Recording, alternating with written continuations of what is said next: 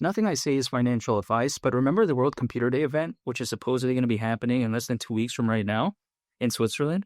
They have recently announced another speaker for that event, and that is going to be Mark Stamfly. And Mark, by the way, he is the business director Switzerland at NVIDIA, where supposedly he's responsible for advancing the company's initiatives in AI, high-performance computing, and quantum technologies across the Swiss market.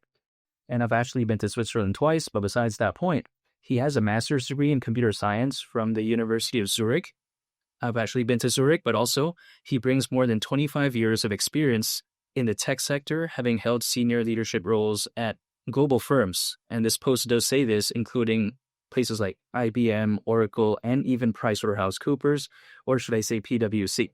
So overall, in my perspective, despite ICP just being around that $3 range, not really doing much actually as of late, despite the slight recovery we saw not too long ago, despite all that, it makes me a little bit happy that they still care about the event. And I'm talking about Definity because, again, I'm talking about the World Computer Day event.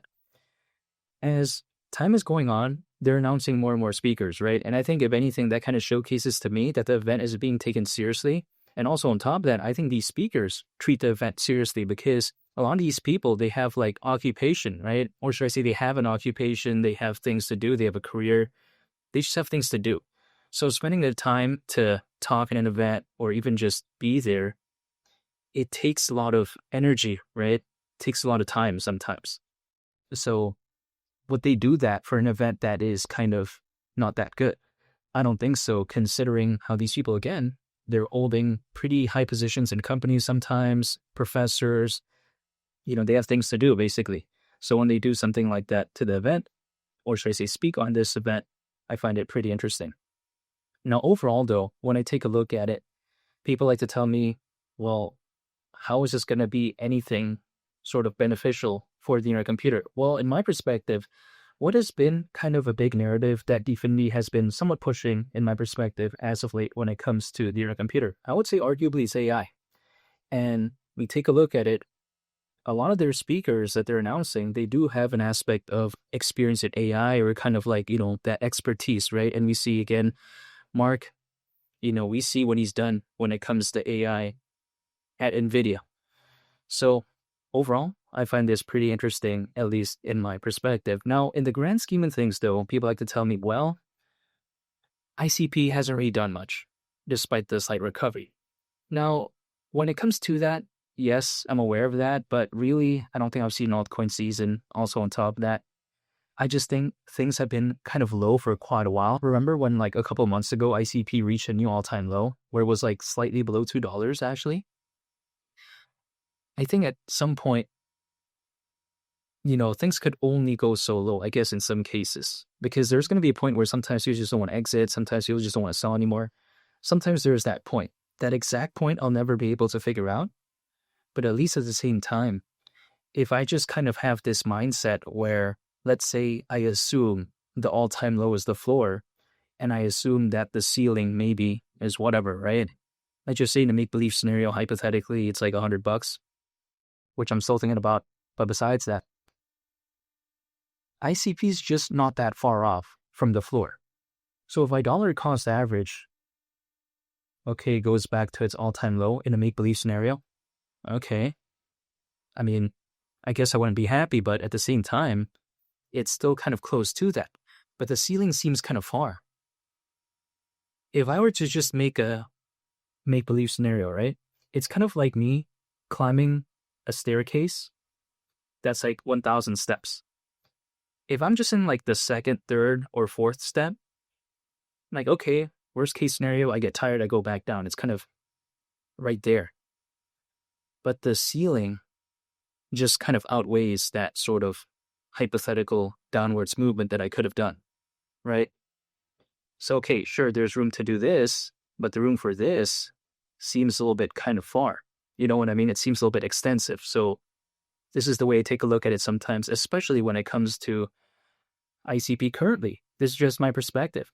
It'd be different if ICP right now was like at $10 or something. Okay, right? Maybe the all-time low is slightly below $2. That's kind of far. Now, sure, 100 is farther, but, there's still that kind of hypothetical downside right? That is still kind of far. So at that point, maybe it's like 50-50. But this thing is just so kind of close to its all-time low. That's the way I take a look at it.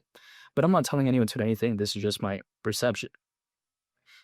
Now, overall, though, kind of my mindset as well when it comes to the internet computer moving forward is that I don't think it's ever going to become like bigger than a Solana or something, at least if there's an altcoin season during this cycle. But I think fundamentally, I wouldn't say that it couldn't compete with it, right? Because if I take a look at Solana, what is it known for? Being fast. The internet computer is also known for its speed. I take a look at Solana. What is another thing it's known for? Scalability. The internet computer arguably is also very scalable. Also on top of that, what is Solana also known for? The gas fees that are not ridiculous. Isn't that basically the same thing when it comes to the internet computer? I'm not going to say that it's going to become more popular, right, when it comes to ICP compared to Solana, but at least fundamentally, I don't know why I wouldn't be able to compete. This is my perspective. It's like, for instance, let's say there's an athlete with 10 million fans and there's another athlete that has 1 million fans, but they're basically both kind of the same competitively. Like, sure, one is more popular, but it doesn't mean that they can't compete, right? This is just my perspective. And when I take a look at this project and I compare it to some others, I just kind of don't get the argument sometimes when people can say, oh, it can't compete. Well, fundamentally, when I take a look at it, why not? Maybe in terms of popularity, it's not the same, but fundamentally, I see it actually being able to compete with a lot of its competition. And also, I get it. Through chain fusion, we see the aspects of Solana when it comes to, the internet computer. Like, for instance, when I just take a look at it overall, I saw the Solana and ICP integration not too long ago. So I'm not saying that they don't care about Solana or like this is, arguably better. I'm not saying that.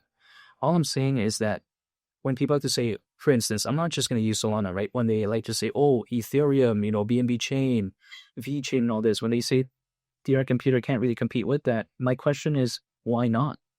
Fundamentally, at least on paper, to me, it doesn't seem like it's lacking in terms of the fundamentals. In terms of popularity, maybe it's not as good as some of the others, but in terms of fundamentals, I just don't see why not. At $100, actually, the market cap, considering current circulating supply, would be around 54 billion. We're talking about 50% less than what BNB reached years ago at one point back in 2021. And we're in 2026 right now. The thing is, as of right now, there's over 600 million owners. Back then, there was around 300 million, actually at the peak of that cycle. And we haven't seen an altcoin season, yet we have pretty much double the amount of owners. What was popular kind of back then is still kind of popular as of right now when it comes to blockchains. For instance, we take a look at Solana, BNB, Ethereum, Cardano, Avalanche, Algorand, VeChain. They're popular back then, right? But isn't that kind of what's still popular right now? It's not like there's 50 more of those types that appeared. You know what I mean? It's not like there's 50 more of those projects that have such good fundamentals appeared. Like a couple appeared, but not really that much. So if the competition relatively stayed the same, but yet there's pretty much double the amount of owners within the space, when it comes to the attention that these type of projects might have, it might not be spread out too much because there's just not that many, quite simply, right, to be there, right? There's just not enough to go around in some cases. So this is why when I take a look at something like the internet computer, again, I'm just still waiting. I'm still staying patient. We'll see what happens, though, because I don't think I've seen an altcoin season, but at least I just wanted to talk about how I feel about the internet computer as of right now, and that's just my thoughts currently. And yeah, I want to say thank you for watching. I hope you all have a very nice day. It's Mali the Captain, and I'll catch you on the next one.